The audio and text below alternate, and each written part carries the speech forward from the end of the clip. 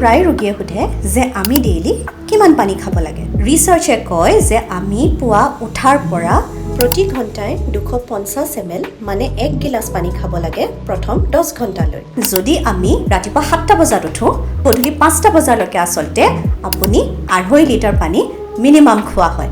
ৰিচাৰ্চে কয় যে আমি 2.5 পৰা 3 লিটাৰ পানী ডেইলি খাব লাগে। আৰু যদি আপোনাৰ এনেধৰণে হিচাপ কৰাত অলপ অসুবিধা হৈছে, তেতিয়াহ'লে আৰু এটা উপায় আছে।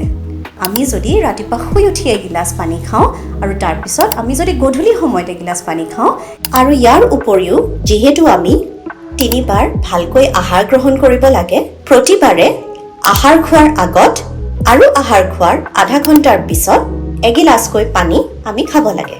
তেতিয়াহ'লে আমাৰ মিনিমাম 8 গ্লাছ পানী ডেইলি খোৱা হয়।